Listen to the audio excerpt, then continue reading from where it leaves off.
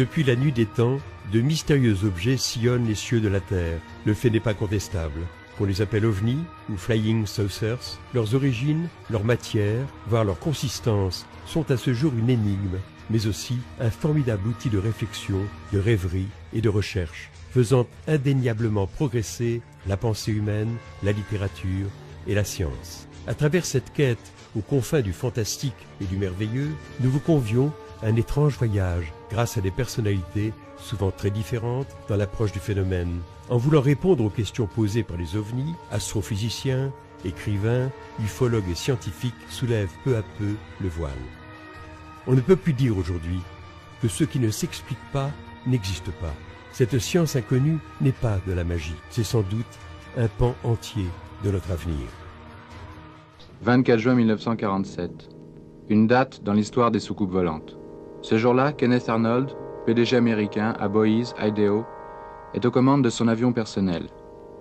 Il fait route vers Yakima, dans l'État de Washington, avec pour mission de rechercher l'épave d'un C-46 de transport de la marine qui s'est écrasé dans les monts Cascades. L'après-midi est ensoleillé et la visibilité très bonne. Soudain, vers 15 heures, un éclair blanc-bleu illumine tout le côté droit de sa cabine. À environ 40 km de lui, et se profilant sur les contreforts du mont Rainier, une formation de 9 objets scintillants d'un éclat métallique se déplace à grande vitesse. Ils volent à la même altitude que lui, 2850 mètres, en 2 lignes parallèles. Au voisinage du mont Rainier, ces objets grimpent presque à angle droit à l'altitude de 4200 mètres, puis disparaissent derrière le mont Adams. L'observation a duré 1 minute 30. Leur vitesse est estimée à 2400 km/h, 2 fois la vitesse du son. Vitesse fabuleuse à l'époque, puisque le mur du son n'est pas encore franchi. Kenneth Arnold déclarera un peu plus tard que ces objets se déplaçaient à la manière de soucoupes ricochant sur l'eau. L'expression fera fortune. Le blackout imposé par les gouvernements et l'étouffement médiatique féroce de l'affaire Roswell laissent à penser que les ovnis ne font pas seulement partie d'une mythologie littéraire exotique, mais qu'ils sont peut-être à la fois notre mémoire et notre destin. L'affaire de Roswell, c'est l'un des plus célèbres dossiers de toute l'histoire de l'ufologie dans le monde. Et de quoi s'agit-il? Il s'agit de l'accident supposé d'un ovni qui se serait écrasé aux environs de Roswell, au Nouveau-Mexique, près où se trouve la base des bombardiers atomiques à l'époque, en juillet 1947, au beau milieu de la première vague des soucoupes volantes à l'époque. Alors, je vous résume les faits. Le 8 juillet 1947 est publié un communiqué de presse sensationnel de la base des bombardiers atomiques qui annonce qu'ils ont trouvé aux environs de Roswell donc un disque volant accidenté, qu'ils l'ont récupéré et qu'ils l'ont envoyé, tous les débris, pour examen les locaux techniques de l'armée de l'air. Mais le soir même, il y a un démenti du quartier général de Roswell à Fort Worth au Texas qui dit qu'ils se sont trompés, qu'en réalité ce qu'ils ont trouvé c'était un vulgaire ballon météo avec sa cible radar. Et l'affaire a été enterrée pour 30 ans.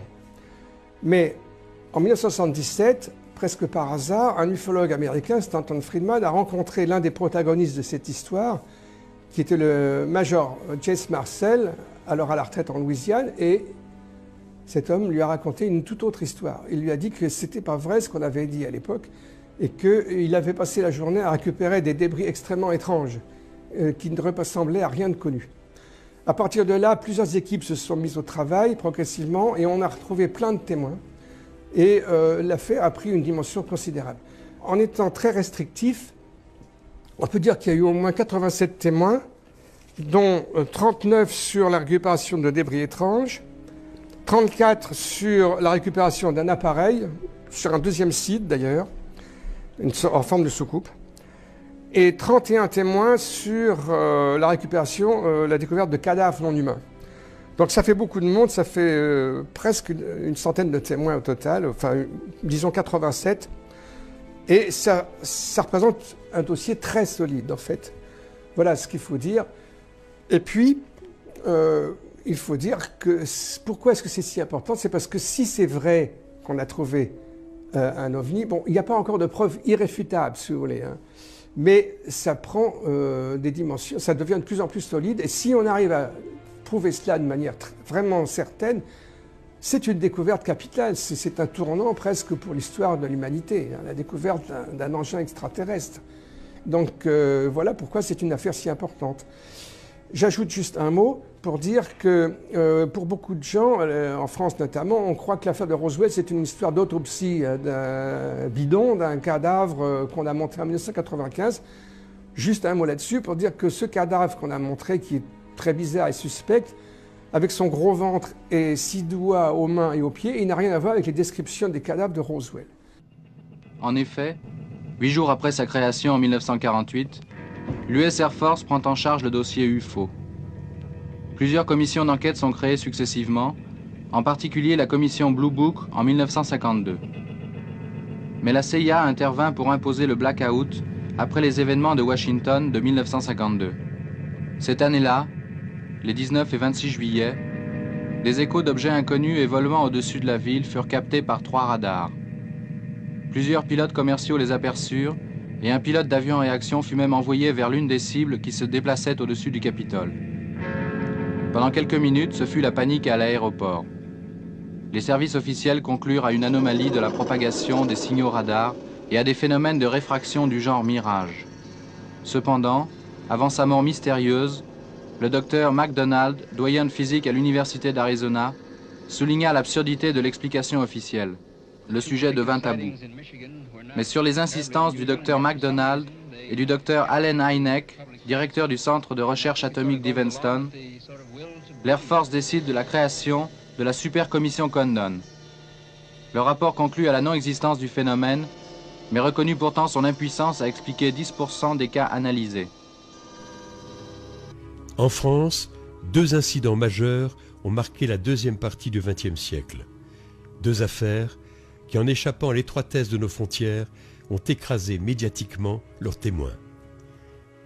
La pression sociale fut tellement forte qu'elle bouleversa leur vie à jamais. Il s'agit de Trans-en-Provence et de Valençol. L'affaire de Marignane, quant à elle, prit une ampleur bien moins retentissante, mais tout aussi troublante. Quant à celle du plateau d'Albion, malgré la ténacité de Jimmy Gueux, l'armée a toujours démenti le survol de la base atomique par les ovnis.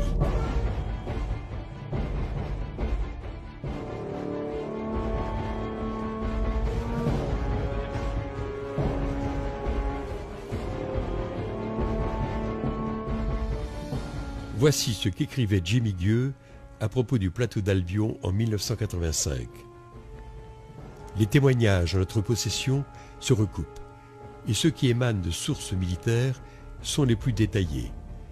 Chaque fois qu'un silo était ouvert, 48 heures plus tard, un énorme vaisseau venait se stabiliser en altitude. Il larguait des modules de reconnaissance, sphères ou soucoupes, qui eux descendaient pour faire un point fixe à 5 ou 10 mètres au-dessus du silo ouvert. Tout cela prouve à l'évidence que cette base de missiles stratégiques était sous la surveillance constante des extraterrestres.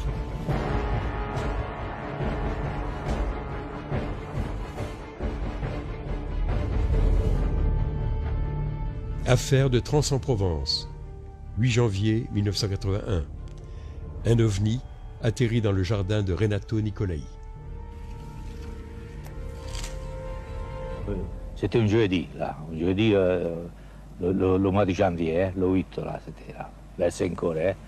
Quand je l'ai vu, moi, qu'il est en train de bricoler, là, oh, je dis quand même, des fois, ça fait pas quoi. Quand je l'ai vu arriver, pratiquement, je ne l'ai pas vu tout à fait arriver. Voilà. Enfin, je l'ai vu arriver, mais enfin, je ne l'ai pas noté, enfin, ça que c'était exactement.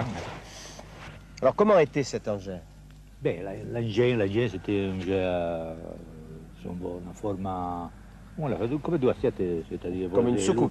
L'una sull'altra va un engin come ça, là, c'était 2,50 m là, sur 3 mètres, il fait environ le chose, là, le diamètre. De quelle couleur était-il? Plomb, mat, là. Il n'y avait pas d'insigne, de marque non, dessus? il n'avait rien du tout, là. C'est una soucoupe, hein, si on l'avait appelé, hein.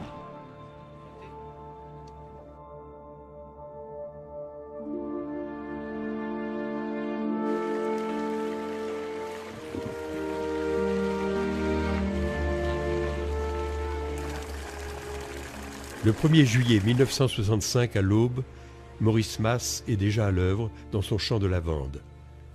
Alors qu'il roule une cigarette, il entend une sorte de sifflement très aigu.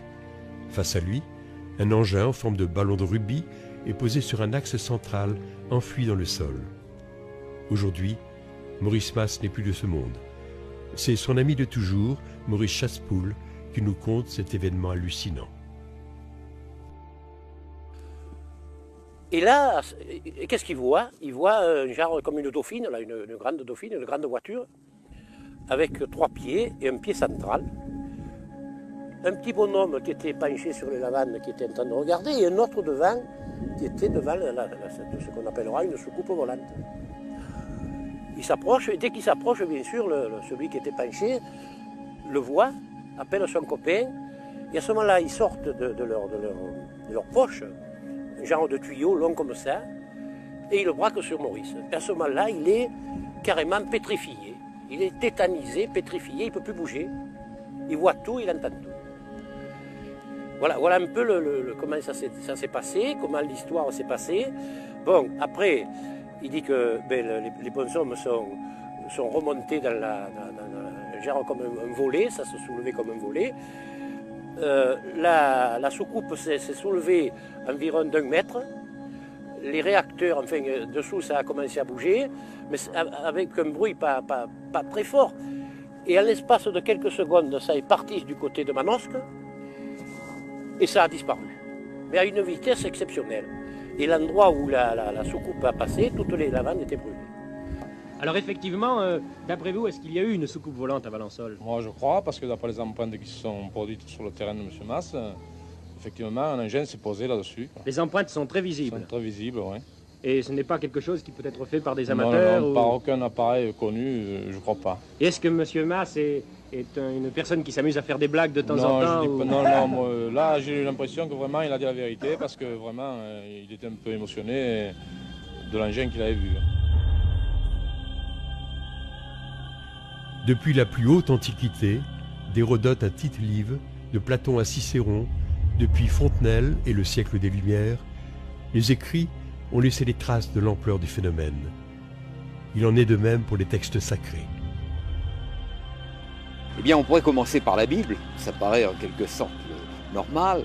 Alors que nous dit Ézéchiel? Il nous dit qu'il voit d'abord venir du nord un grand vent, une nuée, une tempête, ensuite un nuage qui semble contenir des éclairs, des formes lumineuses, et il parle même, au fond, de quelque chose qui ressemble à du métal chauffé, en plein feu, dit-il. Là, on aurait presque l'image moderne de l'apparition d'un ovni. Chez les anciens grecs et romains, il est question de boucliers volants. Et là aussi, ça devient beaucoup plus intéressant, et je dirais, nous cernons notre sujet. Pourquoi? Parce que la description qu'ils font de ces boucliers rappelle tout à fait les ovnis. En voici la raison. À notre époque, un objet courant, c'est une assiette, une soucoupe, voire une saucière. Pour les anciens, le bouclier était un objet tout à fait courant. C'était l'arme de défense numéro 1. Comment étaient les boucliers grecs de l'époque de Périclès ou d'Alexandre, ou les boucliers même de la première Rome et de la cavalerie romaine? Ils étaient ronds, ils étaient circulaires, ils étaient bombés. Et quand on nous parle d'un ovni qui ressemble à 2 assiettes l'une sur l'autre, il suffit simplement de poser ce que l'on appelait un oplon, qui a donné son nom d'ailleurs aux combattants grecs, l'oplite, c'est-à-dire ce fameux bouclier, de prendre 2 oplones l'un sur l'autre, et à ce moment-là, on voit apparaître une soucoupe telle qu'elle est décrite par les modernes. Les Vimana, c'est quoi dans la littérature védique? C'est en fait, ce sont des... Alors, il y avait 2 sortes de Vimana. Il y avait ce qu'on pourrait appeler les avions aujourd'hui, qui étaient conduits par des êtres humains, qui ressemblaient un peu à des avions, et puis les Vimana complètement mythiques, qui eux n'étaient pas faits conduits par les êtres humains, pilotés par les êtres humains, mais qui ressemblaient, on ne sait pas à quoi, ça ne ressemblait pas à un avion, on ne sait pas comment ça fonctionnait, comment ça volait. Donc ces 2 réflexions, c'est de dire que les Indo-Européens ont vraisemblablement façonné notre civilisation aujourd'hui, ce que nous sommes aujourd'hui, mais en plus, on parle de l'Atlantide, on parle des Mayas, on parle de tout ça. Et je crois que là aussi, on a je ne sais pas si c'est vraiment quelque chose, c'est un mythicisme ou si c'est autre chose, mais moi je me pose des questions, je vous dirais franchement. Le plus bel ovni de l'histoire du cinéma, c'est celui qui est placé devant la caméra de Stanley Kubrick et qui vient civiliser la Terre, lui apporter l'esprit dans 2001, l'Odyssée de l'espace. Et là, on songe en effet soit aux Elohim, pour reprendre l'image biblique, soit à ces dieux civilisateurs de la cordillère des Andes. Et Kubrick, en nous présentant cette figure, ce personnage, et on voit bien, au fond, on pourrait reprendre les paroles d'Ézéchiel, que c'est une sorte de vivant, puisqu'il est l'esprit et qu'il est bourdonnant comme une ruche gigantesque, eh bien, il nous donne l'image, une image purement géométrique. On songe à une porte, on songe à une borne, on songe finalement à un module mathématique qui, au fond, serait peut-être à l'origine, avec le fameux nombre d'or, à l'origine de la construction des temples sacrés, de ces temples qui, eux aussi, sont des modèles du ciel sur terre. Tous les ufologues ne croient pas aux ovnis, loin s'en faut. Leur aspect socioculturel, tel que le décrit Carl Jung dans son ouvrage Un mythe moderne, a inspiré de nombreux adeptes de cette théorie. En Suisse, Bruno Mancusi défend la thèse de Bertrand Meheut, proche de celle de Jung. Alors effectivement, Bertrand Meheut a abordé le phénomène de façon très intéressante. Donc il a publié d'abord un livre qui s'appelle Science-fiction et soucoupe volante, dans lequel il établissait un parallèle entre les récits de science-fiction, par exemple des années 30 aux États-Unis, avec les récits des témoins. Et il a retrouvé un parallèle assez stupéfiant entre ces romans de science-fiction et les récits des témoins. Ensuite, il a écrit son livre Soucoupe volante et folklore, dans lequel il fait un parallèle entre les affaires de sorcellerie, par exemple, et les ovnis. Alors, il trouve que, par exemple, les rondes sorcières se retrouvent dans les traces d'ovnis, la marque du diable sur la sorcière se retrouve aussi sur les témoins d'ovnis, avec notamment les implants. L'odeur de soufre du diable se retrouve aussi chez les ovnis, avec soit l'odeur de soufre, soit l'odeur d'ozone. Bref, il y a un parallélisme très intéressant. Mais cette théorie ne nous apprend pas grand-chose sur la réalité ou non du phénomène. C'est-à-dire qu'on peut interpréter de deux façons complètement différentes. On peut se dire, voilà, vous voyez bien que les ovnis n'existent pas, puisque de tout temps, on a interprété ces phénomènes suivant la croyance de l'époque. Et donc, les ovnis ou les sorcières, je ne sais pas quoi, sont dans notre inconscient et les témoins imaginent les choses. Ou alors, on peut l'interpréter de façon plus croyante, c'est-à-dire, voyez bien que les ovnis existent, simplement on les a interprétés de manière différente. Au Moyen-Âge, on voyait des sorcières, tandis que maintenant, on voit des ovnis.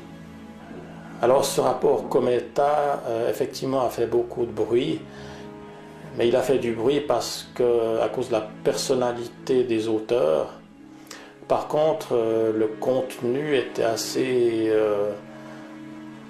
disons, croyant pour la réalité du phénomène. Et même, il y avait un passage assez incroyable sur Roswell. Donc, je ne pense pas que ça a fait beaucoup pour la crédibilité du phénomène. Au contraire, on peut dire que ça a décrédibilisé leurs auteurs. Je ne crois pas qu'il y ait vraiment une affaire, aussi bien documentée soit-elle, qui pourrait permettre de faire pencher la balance en tant que telle.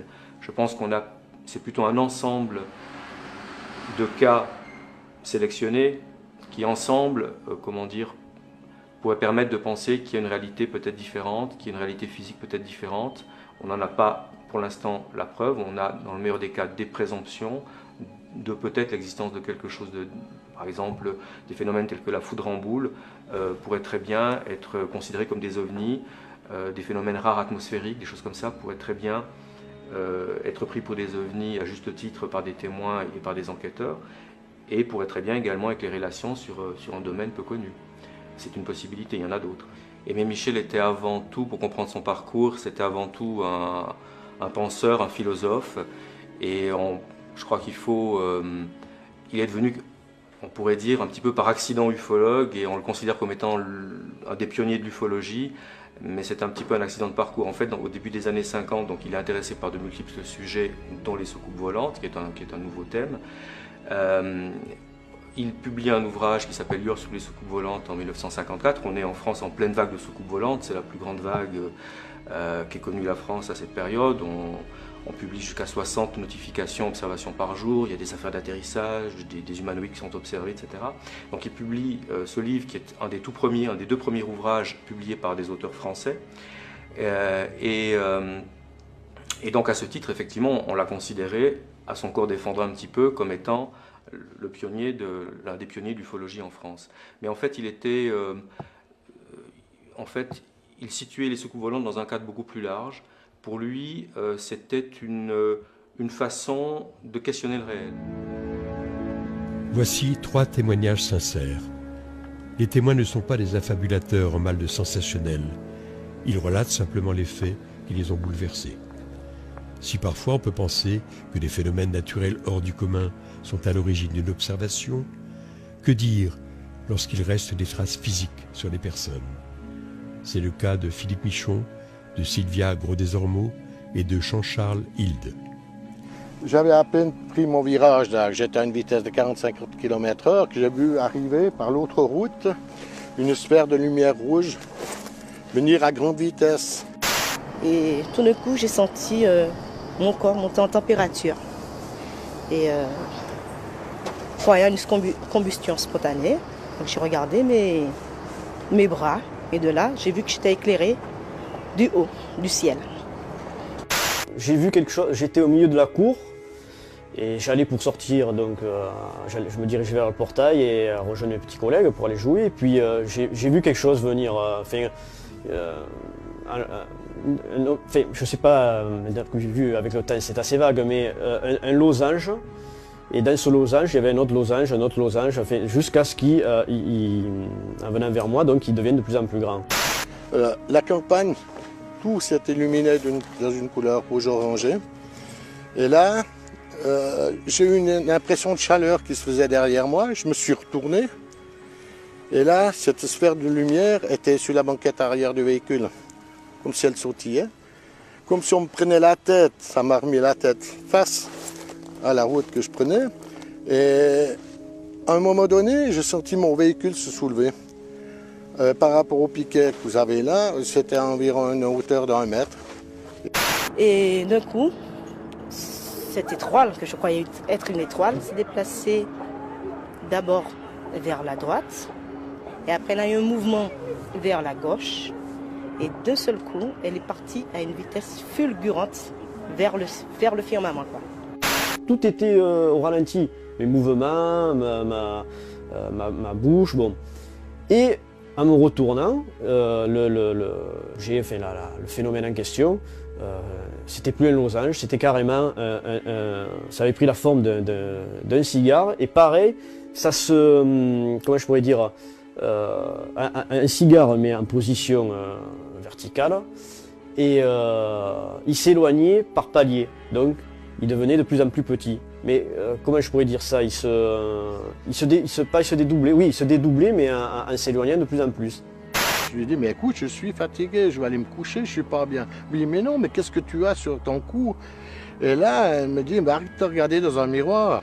Et là, au moment où je me suis trouvé devant le miroir, je me suis retrouvé, bien sûr, avec tous des petits rectangles qui partaient depuis la hauteur des oreilles, tout autour à intervalles réguliers, des rectangles rouges, comme un pincement, mais bien marqués.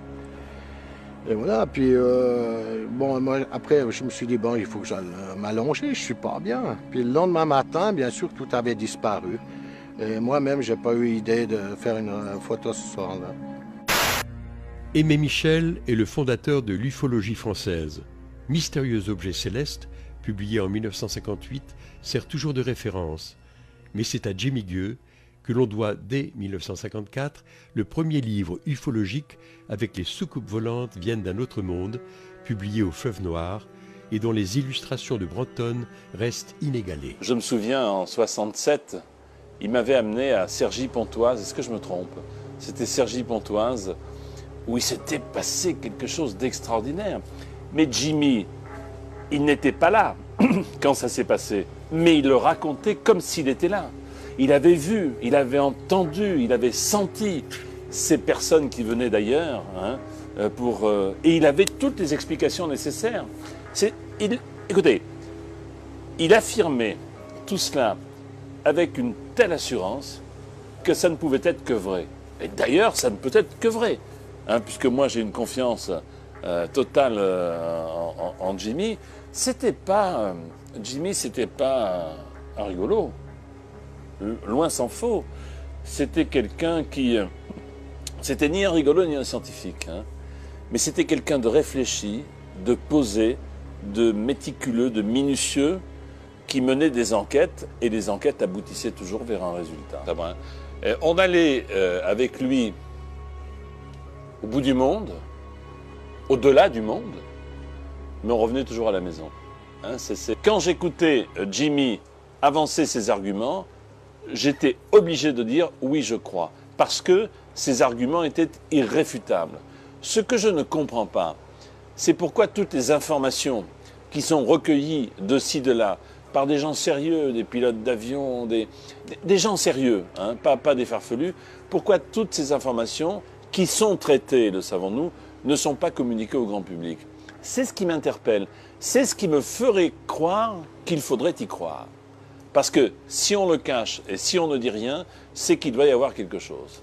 Mais bon, j'attends pour voir, et en tout cas, s'ils nous regardent, qu'ils soient les bienvenus. Il y a toujours à boire, à manger à la maison. Jimmy, c'est d'abord quelqu'un qui nous a étonnés par ce qu'il était, parce que c'était quelqu'un qui ne ressemblait pas à nous autres. J'ai d'ailleurs toujours cru que Jimmy était un extraterrestre. D'ailleurs, quand on est jeune, on ne voit pas vieillir tant que cela les autres. Et Jimmy, d'ailleurs, je ne l'ai jamais vu vieillir. Je me suis dit, tiens, Jimmy, c'est un extraterrestre. Parce qu'il avait des façons autres que nous d'envisager la vie, de voir des choses, de savoir des choses. Il avait des informations sur un paquet de trucs qui nous intéressaient énormément. Quand Jimmy a parlé des petits hommes gris, qui étaient des gens plutôt négatifs, et qui risquaient d'être peut-être une gêne pour la race terrestre, c'est quelque chose qui m'a déplu un peu. J'ai toujours eu dans l'idée que les grands frères, qui venaient de loin, de l'espace, de cet univers qui entretient mon rêve permanent, c'était des êtres d'une immense bonté, plein de lumière, d'une sagesse hors du commun, et capables de tout m'apprendre, de m'apprendre l'amour que je n'ai pas suffisamment donné aux autres, capables de m'apprendre toutes ces techniques qui me font rêver et que j'aime par-dessus tout. J'adore les techniques. Toute l'imagination qui est la mienne et que je n'aurai jamais suffisamment. Je rêve d'avoir une imagination plus grande que celle-là. Parce que si on essaye de rentrer dans le problème extraterrestre, on peut se dire que l'humain a une imagination trop pauvre pour essayer d'imaginer toute la grandeur, l'immensité et le côté génial de ce que sont les extraterrestres. Et donc je suis désespéré que mon imagination n'aille pas plus loin. Donc je me dis que un jour peut-être, et d'ailleurs heureusement on a vu de très bons films qui sont allés dans ce sens-là, hein, Rencontre du troisième type, etc. Tout ce bonheur d'aller à la rencontre de l'autre, de celui qui est plus fort, plus grand, plus merveilleux, et puis tout d'un coup de soi-même de s'améliorer, qu'il vous donne les 2 ou 3 marches qui vont vous permettre d'aller vers eux.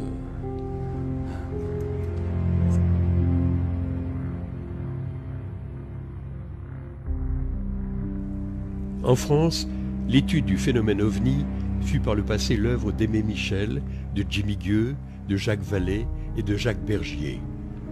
Aujourd'hui, Jean Sider, Stéphane Alix, Thibaut Canouty, Guy Tarade continuent de proposer des hypothèses.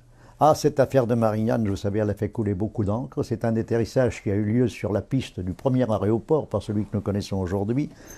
Et il y avait un douanier qui était en train de patrouiller entre deux hangars lorsqu'il a été survolé par un engin qui était à très faible altitude. Si mon mémoire est toujours intact, il s'appelait Guy Quinchard, je crois. Il a sorti son revolver, mais ce n'a pas été le seul témoin. J'ai eu l'occasion par la suite de rencontrer à Nice un personnage qui avait été présent, mais qui a toujours voulu garder l'anonymat. Cet atterrissage a eu des conséquences assez intéressantes, car en effet, sur le point précis où l'objet s'est posé, on a retrouvé des pièces métalliques qui ont été très rapidement récupérées par les services secrets français. Et l'affaire de Trans-en-Provence? Alors Trans-en-Provence, voilà encore une affaire qui est une affaire assez curieuse. On a fait courir tous les bruits sur M. Renato, qui était le propriétaire de ce lieu où l'objet est venu et a buté sur une restanque. Alors là encore, je crois qu'il faut approfondir toujours Vous savez que lorsqu'on fait une enquête, il faut remonter aux origines. Et il faut je dirais, remonter au passé. Et il y a un membre des services de renseignement qui n'est plus dans le métier à l'heure actuelle, qui lui est reparti à zéro, a repris l'enquête à zéro. Et il s'est aperçu que cet engin, ou cet objet, appelons-le comme on veut, semblait avoir été programmé pour suivre une route bien précise. Il a repris les cartes de l'époque du siècle dernier, pourrait-on dire, le siècle d'avant, du XVIIIe siècle, et il s'est aperçu que l'objet avait suivi une route qui aujourd'hui n'existe plus, qui était totalement effacée. Alors lui, il en a tiré les conclusions que peut-être que cet engin avait été programmé pour suivre un parcours bien déterminé, et que, ma foi, il avait été trompé par la modification du terrain entre la première fois où il était venu, où il s'était manifesté, et lorsqu'il est venu et qu'il s'est craché sur le terrain de M. Renato. L'affaire Mantel, on la connaît très bien, c'est l'histoire de ce pilote qui avait été envoyé avec son Mustang P51 au-dessus de Fort Knox, qui est la réserve d'or des États-Unis, et le capitaine Mantel était en patrouille avec deux autres chasseurs, et lui seul est monté à la rencontre de cet engin qu'il a décrit comme un énorme disque argenté. Et au moment où il a été pour l'intercepter, toutes les communications radio ont été coupées et on a retrouvé les traces de son appareil sur, je dirais, des dizaines de kilomètres carrés de surface. Le corps du pilote n'a jamais été retrouvé. Après plus de 50 ans de recherche, je ne peux vous dire qu'une seule chose. Le phénomène existe, c'est un phénomène intelligent, il n'est pas d'origine humaine, et il y a eu des contacts entre l'intelligence qui manipule le phénomène et des terriens. Maintenant, il ne faut pas voir les ovnis sous la forme de tôle boulon. Là, pour moi, c'est quelque chose que j'ai effacé depuis longtemps. Je pense que nous sommes peut-être en face des vecteurs qui remontent le temps, qui viennent d'une dimension parallèle, que la physique quantique nous révélera un jour ou l'autre. Les ovnis ne sont peut-être que des hologrammes pouvant prendre les formes les plus étranges, se multipliant à l'infini dans l'espace et le temps, projetés par une force incroyablement puissante et invincible, la vie. Et si la solution du mystère passait par l'humour de Jacques Bergier? Les ovnis, disait-il, ne sont rien d'autre que des hallucinations collectives provoquées par des extraterrestres. En fait, cette boutade est encore plus sérieuse qu'il n'y paraît. Il est fort possible, en effet, que nos visiteurs nous leurrent en testant tout simplement notre ignorance grâce à des images virtuelles. Jacques Bergier pensait à un univers multiple, un multivers, où réalité et imagination sont interdépendantes. Au fond, il y aurait deux mondes. Un premier cercle-univers, composé par l'incessant dilatement cosmique, la ronde éternelle des galaxies et de la vie, puis un autre cercle qui engloberait le premier, celui des mythes, du merveilleux et du rêve, ouvert de temps à autre à notre réflexion et dont les ovnis seraient les messagers.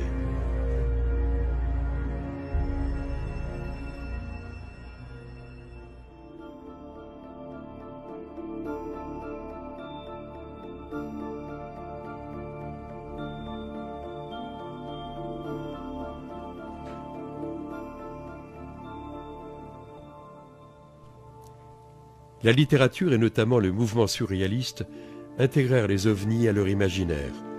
Salvador Dali et Jean Cocteau s'enthousiasmèrent lors des grandes vagues succoupistes des années 50 et 60. Howard Phillips Lovecraft, ce grand génie venu d'ailleurs selon Berger, imagina dans ses nouvelles la présence sur Terre de dieux effroyables et archaïques. On avait envie à la Maison d'Ailleurs en fait, de rendre un hommage un peu particulier à Howard Phillips Lovecraft pour les 70 ans de sa mort. En fait. Célébrer sa mort, c'est peut-être plus important encore de célébrer sa naissance à Lovecraft. Et plutôt que faire une exposition uniquement sur Lovecraft lui-même, sur sa vie, sur ses écrits, ce qui était un peu difficile aussi, l'idée c'était plutôt de faire une exposition Lovecraftienne, à savoir qui rend hommage, comme il aurait voulu peut-être, à savoir qui utilise les idées qu'il avait pu avoir et qu'il distribuait généreusement en fait, à ses amis et à ses connaissances, et les distribuer nous plus loin à des illustrateurs et des écrivains. Donc on a pris ce document qui s'appelle le Livre de Raison, qui est un livre de notes, il y a 220 notes à peu près qu'il a écrites entre 1919 et 1934 et qui décrivent des idées en fait, devant être développées par la suite dans de la fiction courte ou longue. Donc on a donné ces courtes notes et les gens ont pu faire ce qu'ils ont voulu avec ça. Donc il y a une centaine d'illustrateurs, près de 500 images, il y a de la musique, des textes, des films, tout ça dans une atmosphère un peu Lovecraftienne, étrange comme ça. Parfois un peu ironique, parfois un peu décalé, mais parfois assez sombre aussi.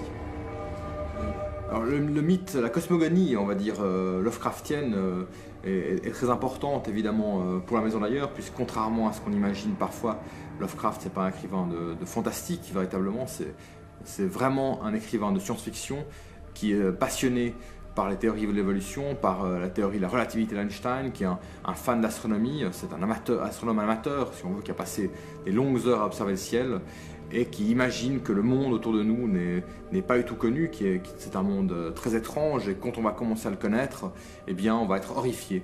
Et c'est ça, c'est véritablement l'idée que la science va nous révéler des choses non pas forcément positives, c'est un anti-Jules Verne, en tout cas dans l'image qu'on s'en en fait. C'est pas le chantre du progrès, c'est plutôt la crainte du progrès, Lovecraft. C'est plutôt traditionnaliste quelque part dans ses vues politiques également. Et nous, on avait envie de montrer quelque chose qui était plutôt lié justement à la science-fiction pure et dure, en disant voilà ce qu'on peut montrer autour de nous, ce qu'on peut avoir autour de nous, juste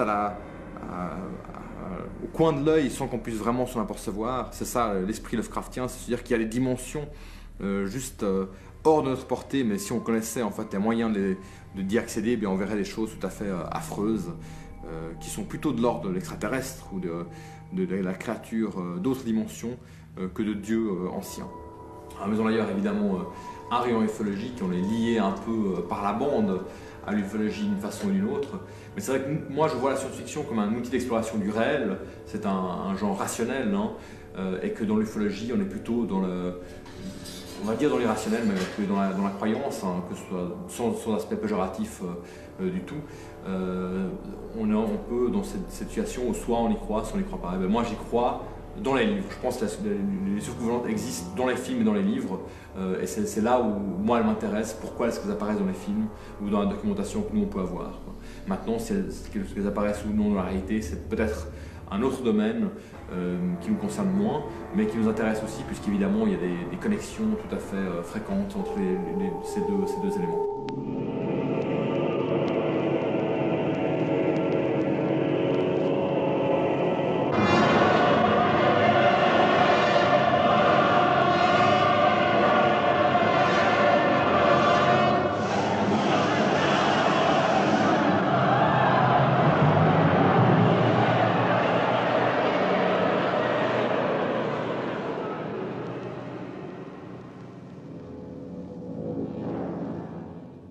Il faut savoir déjà que les films d'extraterrestres sont essentiellement hollywoodiens. Donc moi, quand j'ai commencé à travailler sur cette question-là, il y a bien des films russes, hein, comme Aelita par exemple, mais c'est vrai que c'est un cinéma qui est essentiellement hollywoodien.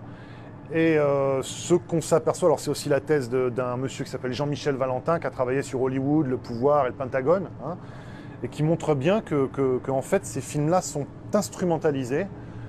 Ce sont un petit peu ce qu'on appelle, ce que Valentin en tout cas appelle, des films de sécurité nationale. Alors, il parle peu des films d'extraterrestres, des films d'OVNI dans son étude, mais c'est un petit peu le même processus. En fait, derrière, on retrouve un petit peu le macartisme, la peur de l'ennemi soviétique en l'occurrence, ennemi de l'intérieur, puisque très souvent, on le voit, c'est le cas dans Invaders from Mars, c'est le cas dans beaucoup d'autres, ça va être vraiment le schéma de beaucoup d'autres films jusqu'au très récent avec Nicole Kidman, Invasion, qui reprend le même thème. C'est l'ennemi ressemble à l'humain, il est caché parmi nous, donc c'est d'autant plus inquiétant et c'est d'autant plus difficile de le voir. Hein, c'est un ennemi qui est finalement très proche de l'humain. Oui, elle s'est adoucie avec notamment des films comme Rencontre du troisième type. En fait, ça commence un petit peu avec les années 70 et là, on est plus dans le discrédit de la politique américaine, de la chose politique aux États-Unis. Hein, ça suit le Vietnam, le Watergate, différentes affaires comme ça, qui ont tendance à faire que l'extraterrestre devient plus, en tout cas, digne de confiance que les politiques eux-mêmes. Alors on retrouve ça dans Le jour où la Terre s'arrêta, déjà dès les années 50, hein, où l'extraterrestre qui vient nous voir pour des raisons plus ou moins pacifiques, écologiques. Hein, c'est les discours qu'on retrouvait dans la bouche des contactés. Et qu'on retrouve, le cinéma finalement s'en fait l'écho.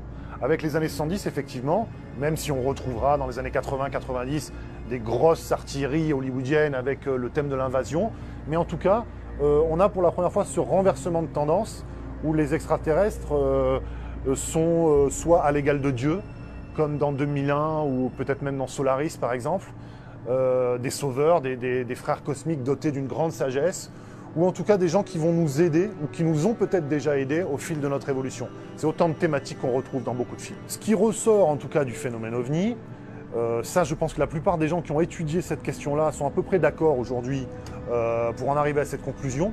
Il existe un résidu de cas, un reliquat assez court finalement, hein, peut-être entre 1 et 5%, peut-être même moins que ça, qui renvoie à quelque chose de profondément exotique. Après ça, on rentre un petit peu dans des querelles byzantines, dans des débats d'experts. Alors, est-ce que c'est finalement des objets, est-ce que ce sont des objets faits de nuts and bolts, comme disaient les Américains, c'est-à-dire tôle et boulons, est-ce que ce sont des objets purement matériels, des objets faits d'ingénierie, hein, des engins? Est-ce que ce sont des animaux? Est-ce que ce sont des hologrammes? Est-ce que ce sont des sondes assez frustres?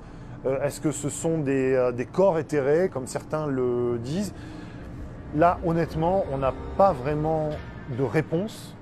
Et en tout cas, les réponses que pourrait nous apporter la technologie, donc par exemple les éco-radars ou les choses comme ça, sont assez frustres. On a des cas où les observations laissent des éco-radars. On a des cas où ils n'en laissent pas, alors qu'ils sont vus, observés par des témoins fiables. C'est très très difficile de tirer des conclusions. En tout cas, ce qu'on sait, c'est que des gens comme Jean-Pierre Petit, par exemple, ont pu démontrer que des problèmes technologiques, comme par exemple le bang supersonique, hein, pouvaient être réglés. Donc la théorie de l'hypothèse extraterrestre dite au premier degré, c'est-à-dire des engins qui viendraient de l'extérieur, reste toujours valide. Et Walter Haut, c'est un des témoins fondamentaux de l'époque. Donc c'est vrai que ce qu'il dit est particulièrement important. Lui, il va être très lié aussi à la divulgation de l'affaire dès ses origines, hein, au cover-up. Donc lui, ce dont il témoigne finalement, c'est d'une dissimulation. Hein. C'est ça qui est le plus important dans ce témoignage. C'est quand même quelqu'un qui a fait une belle carrière militaire. Il y a des chercheurs américains qui sont allés fouiller, qui sont allés retrouver notamment les proches de Walter Haut. Walter Haut lui-même d'ailleurs a confirmé ses dires jusqu'au bout. Donc c'est quand même assez délicat lorsqu'on a d'assez hauts gradés, parce que je crois que Walter Haut termine comme général, donc assez haut placé dans la hiérarchie militaire. C'est toujours particulier lorsque quelqu'un d'aussi haut placé avance ce type de propos. Alors c'est une preuve de rien comme toujours. Dans le phénomène OVNI, on ne peut jamais rien prouver, quoi que ce soit. C'est bien ce qui est gênant d'ailleurs, et ce qui est fascinant en même temps. Claude Bernard disait que lorsque l'on rencontre un fait qui ne s'accorde à aucune théorie, il faut abandonner la théorie et se rapprocher du fait. En cas d'observation, la gendarmerie va se déplacer et au vu des dires du témoin, nous allons essayer de mentionner l'heure, le lieu exact de la constatation des faits, la forme et les caractéristiques essentielles des objets aperçus, la couleur, la brillance, les conditions d'évolution du phénomène. Ensuite, si c'est toujours visible, à partir de ce moment-là, le gendarme va prendre des clichés photographiques à l'aide d'un appareil de diffraction optique dont les unités sont dotées. Il va le signaler dans son procès-verbal et cette pellicule va rester dans l'appareil photo. Il sera remis au CEPRA. Est-il vrai que dans le memento du gendarme, vous avez un document qui représente une soucoupe volante ? Oui, c'est un peu le côté humoristique du memento du gendarme, qui est une aide pour des gendarmes quand ils sortent d'école ou autre, et qui vont avoir avec eux pendant tout le long de leur carrière. Donc ça leur permet, devant des situations nouvelles, de pouvoir aller feuilleter ce document. Et puis c'est un petit dessin humoristique pour pouvoir dire, bon, ben, éventuellement, si vous êtes confronté à ce type de phénomène ou d'une personne se présente, il a cette petite rubrique pour pouvoir l'orienter et le guider dans ses constatations et sa manière de faire. Le ciel était lisse comme la pierre d'un lavoir. La limpidité du ciel de Provence a inspiré cette phrase sublime à Jean Giono. Les nuits étoilées de Saint-Michel rendirent propice la création de l'Observatoire de Haute-Provence. On est loin de la cosmologie, c'est le paradoxe de Fermi. C'est une remarque qu'il y avait lorsqu'on regarde la vitesse à laquelle nous-mêmes nous déplaçons vers une planète avec une fusée, tout bêtement. Et on peut aller comme ça de planète en planète, voire de planète vers des étoiles. Et on s'aperçoit qu'il faut, je ne sais plus si c'est quelques centaines de milliers d'années, ou peut-être quelques millions d'années pour coloniser toute la galaxie. Mais finalement, cela va très vite par rapport aux milliards d'années qu'il faut pour fabriquer une planète et pour fabriquer l'homme. Donc ce que disait Fermi, c'est que si une civilisation est sortie de son étoile haute, comme nous, et a commencé à s'étendre dans toute la galaxie, dans ce cas-là, il devrait être chez nous. Donc c'est sa grande phrase, sa grande interrogation, c'était « mais où sont-ils » C'est-à-dire que par exemple, vous devez être un extraterrestre. L'équation de Drake, c'est une équation de probabilité. Drake s'était penché sur la probabilité pour qu'il y ait une autre civilisation comparable à la nôtre. C'est-à-dire qu'il y a un terme pour dans quelles conditions apparaît la vie. Il faut qu'il y ait une atmosphère qui soit propice à la vie, donc ça donne déjà une probabilité relativement faible. Il faut qu'il y ait une planète qui soit dans ce qu'on appelle la zone d'habitabilité, c'est-à-dire ni trop loin ni trop près. Il y a tout un tas de... Donc c'est une espèce de grande, pas somme, mais de multiplicateurs. Il y a tout un tas de facteurs qui sont tous proches de zéro. Et quand on arrive, bon, on n'en connaît pratiquement aucun d'ailleurs, on ne peut en mesurer aucun, mais quand on y arrive, on a une probabilité extrêmement faible d'avoir une autre civilisation ailleurs. Mais il avait essayé donc de quantifier en gros la probabilité pour que la vie se soit développée ailleurs. Alors, aller plus vite que la vitesse de la lumière, on ne sait pas faire avec, on va dire, un mobile. Par contre, avoir quelque chose qui, au fond, se retrouve là où on ne l'entendait pas, ça c'est possible, pas tellement dans le cadre de la relativité, dans le cadre plutôt de la microphysique avec la mécanique quantique.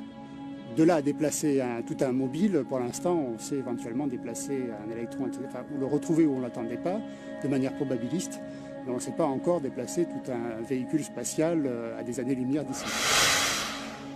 La cosmologie n'apporte pour l'instant aucune réponse définitive quant à la forme de l'univers.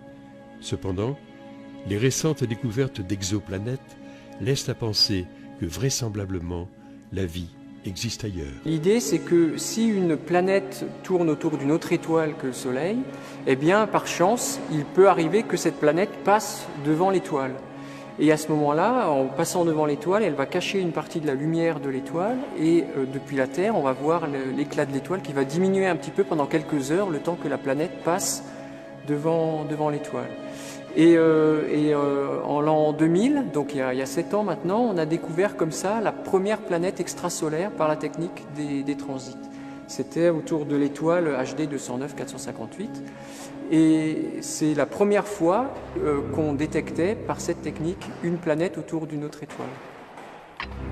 Avec les expériences qui sont en orbite, les manips spatiales, les satellites en orbite, comme Corot ou dans quelques années Kepler, qui va être lancé par la NASA, ces observatoires spatiaux vont avoir une précision photométrique très grande, c'est-à-dire ils vont être capables de mesurer la variation de brillance de l'étoile devant laquelle passe la planète ou quelque chose d'autre, avec une très très grande précision.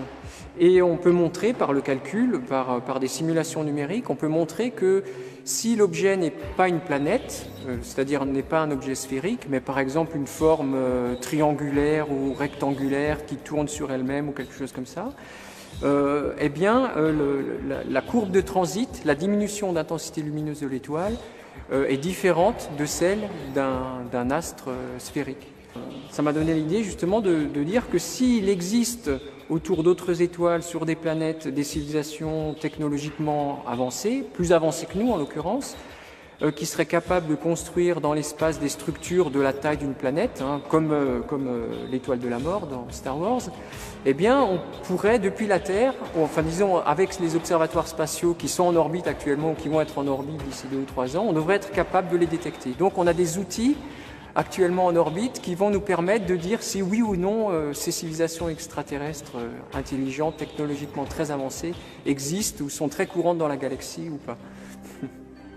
Oui, alors l'exobiologie, c'est un domaine scientifique multidisciplinaire qui regroupe aussi bien des astronomes que des géologues, que des gens qui s'occupent de planétologie, que des chimistes, que des biologistes, et qui cherche à répondre à la question: existe-t-il de la vie en dehors de la Terre, sur les planètes autour des autres étoiles? Donc aujourd'hui, on cherche toujours cette vie extraterrestre, on ne l'a pas trouvée.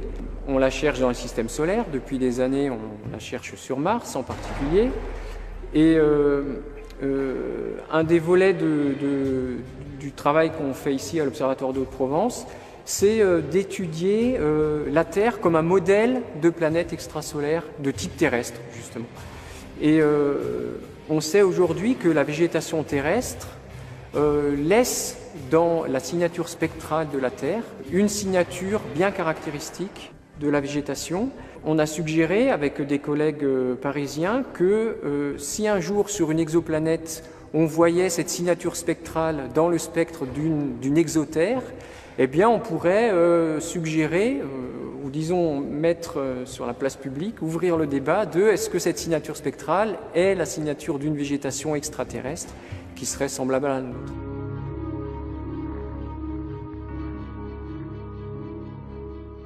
La présence d'extraterrestres aux confins de l'univers étonnera certains. Pourtant, de nombreux pilotes de ligne vous diront qu'ils sont déjà parmi nous. Le document que vous allez voir est la reconstitution par Nippon TV de ce qui s'est passé à bord d'un Boeing 747 de la Japan Airlines, poursuivi par un ovni au-dessus de l'Alaska le 17 novembre 1986. Selon le capitaine Teraoshi, la poursuite a duré 50 minutes sur le vol Paris-Tokyo. Vers 17h10, le pilote aperçoit soudain une lumière orange. Le fait est confirmé par la tour de contrôle d'Anchorage. Puis, 2 lumières, puis plusieurs se rapprochent de l'appareil.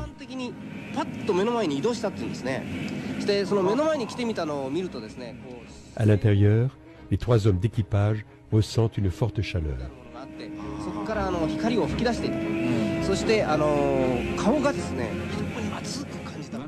20 minutes après,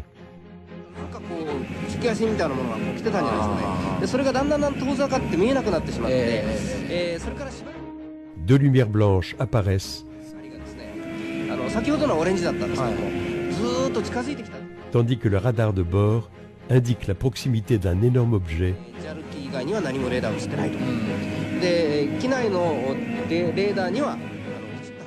qui se met à suivre l'avion vers la ville de Fairbanks.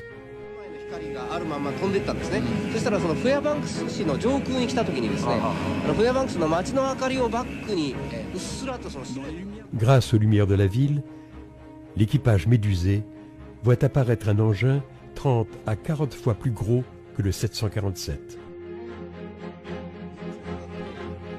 La tour de contrôle propose au pilote de faire intervenir un bombardier. Non, répond-il. Vu la proximité de l'OVNI, ce serait trop dangereux. Par contre, un Boeing de United Airlines doit croiser le cap du 747 japonais. Vers 18 h, lorsque celui-ci s'approchera du premier appareil, la sphère immense disparaîtra. De ce vaste champ d'investigation, Terre creuse, Crop Circle, mutilation animale, mythe de Thulé, de l'Hyperborée, de Shambhala, univers multidimensionnel, engin du futur, entité vivante, voire divine, on pourrait s'y perdre. Il ne reste pas moins que les hommes les plus influents de la planète ont au cours de leur vie évoqué la présence des ovnis. Mikhail Gorbatchev, le phénomène ovni existe et il faut s'en occuper sérieusement. Vice-amiral Roscoe Hillenkoetter, ancien directeur de la CIA, ces objets inconnus sont sous contrôle intelligent. Werner von Braun, nous nous trouvons face à des puissances qui sont beaucoup plus fortes que ce que nous avions jusqu'ici estimé et dont la base est en ce moment inconnue de nous. Kennedy, Gordon Cooper, Barry Goldwater, le général Nathan Twining étaient ou sont persuadés de leur existence. Voici la dernière déclaration de l'astronaute américain Edgar Mitchell.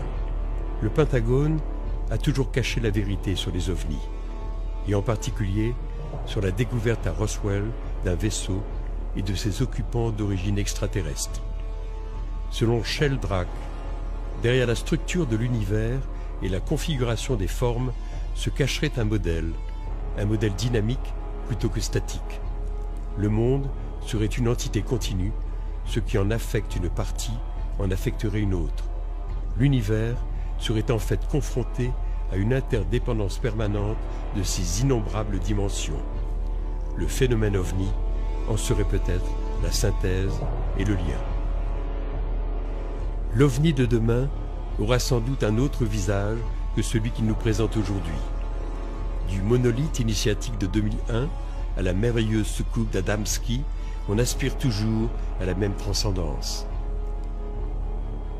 Lorsque nous serons prêts, lorsque l'homme aura assimilé son message, l'OVNI prendra certainement sa forme définitive. Entre-temps, le voyage ne fait que commencer.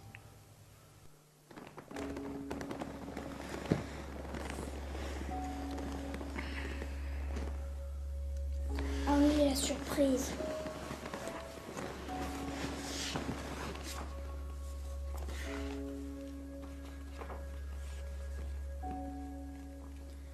Mon nom est Walter Haute. Mon nom est Walter Haute. En juillet 1947, j'étais en poste à la base aérienne militaire de Roswell comme officier de relations publiques.